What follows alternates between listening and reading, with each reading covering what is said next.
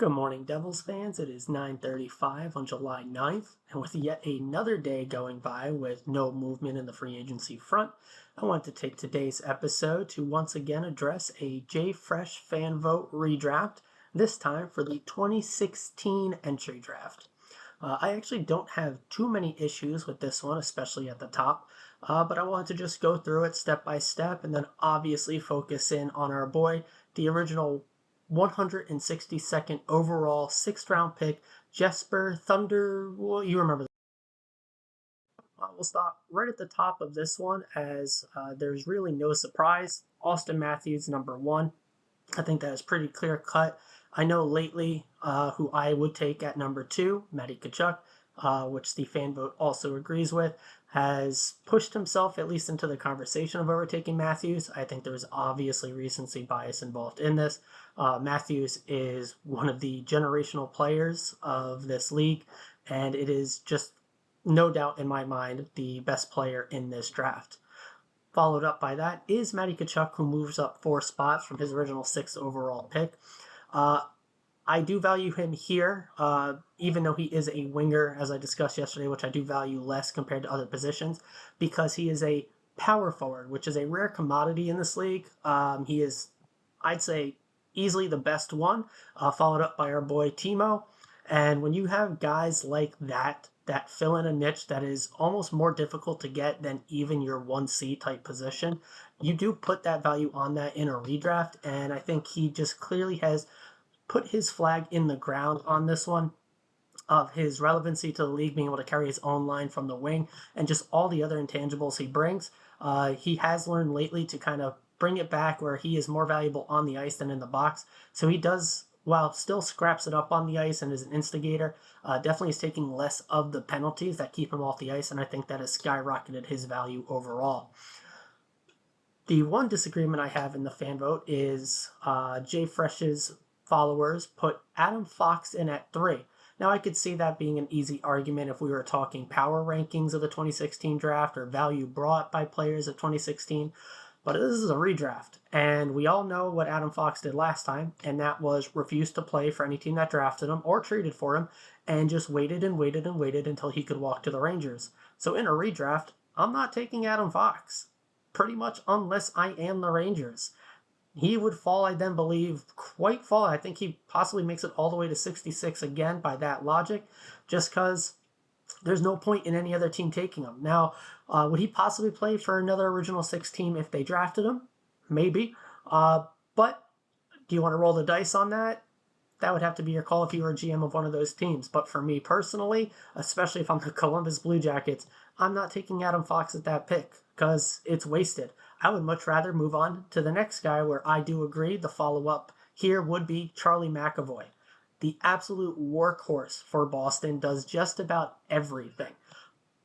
Easily one of the top defensemen in the league for years now, and he does not get the recognition and like Norris votes that he deserves because he just doesn't put up as many of the fancy points, especially like on the power play comparatively. But gosh, just 5v5 and defensively, I think he is easily the best. He really is only eclipsed then by like Adam Fox, and Cale Makar is at least maybe in the combo overall on an impact basis with him.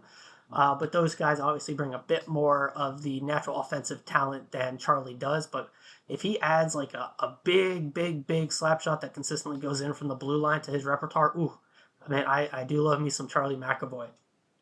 Now, this is where I start to not deviate, as I do agree with the next couple players on the list, but it at least has some question marks for me on exactly the order they would go in. Next up in the fan vote was Tage Thompson. I thought over this and thought over it, and at the end of it, I agree that this is where I would take him in the redraft, but I think you really have to factor in those, I believe it was 4 seasons after his draft, where he was almost borderline waivable, maybe not quite to that extent. It really wasn't until a couple seasons ago where he put himself on the scene, and then obviously last season with that absolute breakout, showing that unless something crazy happens, he is going to be a stud and a problem in this league for years and years to come. Obviously, his defensive part of the game is pretty much not there at all, but you have him in the offensive zone and it is money, automatic money. With that size and shot, ooh, he is a unique stallion in this league, and unless teams either figure out something he's doing differently that has brought this relevancy, I just don't know what you do against that frame and with the shot he has. He continues this type of production. It is maybe no argument where you might even see him push himself into that top 3 of this draft if he can keep that up. But maybe that defensive play holds him back a bit. But man, oh man, did he burst onto the scene after a horrendous start to his career. And it was really that horrendous start that gave me at least some pause of where he would go in this redraft. Now, this is where I think Bratt becomes to come part of the conversation. There is definitely one guy who was next on the fan vote list that I'm still taking him, but only because of positional relevancy, and that is Clayton Keller. Playing in Arizona, he is still putting up fantastic numbers across the board, not just production-wise, but also on his impact. I think he doesn't really get that recognition because of the market and team that he has in Arizona. But if you watch him play, the guy is fantastic. He's a little bit on the smaller side, but still just absolutely works the ice with his skating and stick handling ability. If you put him with some relevant teammates around him, kind of almost similar to how I would talk about Nico, where if he had certified wingers and even a second line behind him where he was not facing the top competition of the other team night in and night out, he would, I think, really blow up on the scene. But he sounds like a loyal guy there in Arizona, is not looking to move. We'll see how that goes based on if Arizona themselves move or not. But yeah, Clayton Keller here, I am taking 5th. Again, staying in line with the fan vote if you take Adam Fox out of it, because I think he is almost irrelevant in this conversation.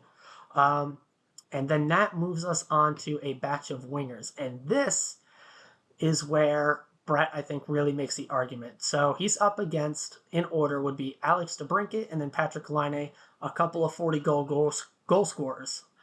And that's kind of hard to go against. Now, I think Bratt has a much better two-way play than these guys. He also is at least comparable in production to them. And when you factor in Alex DeBrincat kind of falling off a little bit in Ottawa, not having Patrick Kane to kind of ride the coattails of, there's an argument there, I think, where Bratt, who can drive his own line and create his own plays on his own, can be taken over him. But 40 goals is 40 goals, and Bratt only just this year put up his first 30-goal season. So if you value that goal scoring, Bratt isn't an absolute defensive dynamo where he is, a Mark Stone type player, but he's quite good there. And I think in an actual redraft, though, you're probably leaning towards those 40-goal guys, and with the frame and size of someone like Patrick Laine, I see the argument there, but to be honest, I think Bratt could also be a 40-goal guy. He just isn't yet. And I think after seeing Laine have his ebbs and flows, really never peaking back to that rookie season he had, and with DeBrincat showing that he needs a play-driving guy on his line to be that 40-goal guy, I'm going to take Bratt over both of them. But again, I can absolutely see the argument for, as Jay Fresh's fans did, taking them over Bratt. So if that's the case, who are the other guys I am clear-cut taking Bratt over? Well, first up would be Mikhail Sergachev. Great defenseman, but he was never the guy. If you're not the guy on your team, it's hard to take you over other guys that are. He's absolutely fantastic, but he's riding those cups, I think, a little bit hard on this redraft, maybe a little bit of bias just in the name recognition alone around that. Fantastic player, would love to have him, maybe not on his current contract, but when he was at his best on those lower type deals and playing behind Hedman, oh boy, I mean, what a stud, what a guy, but not more so than Bratt for me, at least. A second line guy is just not comparable to a first line guy. Next up would then be Jacob Chychrun. What a stallion in Arizona at that time, but has fallen off pretty hard. And when you consider that, especially his play, what it looked like when he did get moved to Ottawa as well. I don't know if there's something in the water in Ottawa for a couple of these guys, but it's just not the same impacts that they were having earlier on in the career. And if we're taking someone like Tage, who had an absolute glow up, I'm taking Bratt, who has been consistent and on the upswing his entire career, rather than guys that peaked earlier and now are kind of waffling between how good they are or not. So one other name did land ahead of Bratt on this list. That is Pierre-Luc Dubois.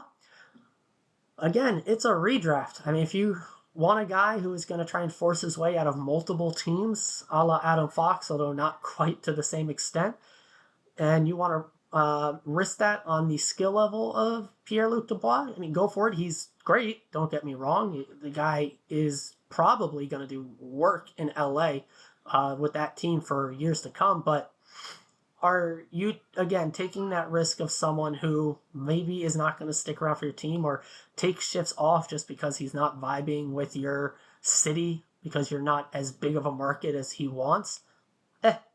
I'm taking the guy that's going to be a heart and soul player and put up better impacts across the board anyway. And that where the J Fresh fan vote finally, somehow, even though he was 162nd before, still underrates Jesper Bratt at 12th overall. So somehow, some way, even in this redraft, Jesper Bratt ended up on your New Jersey Devils, even here.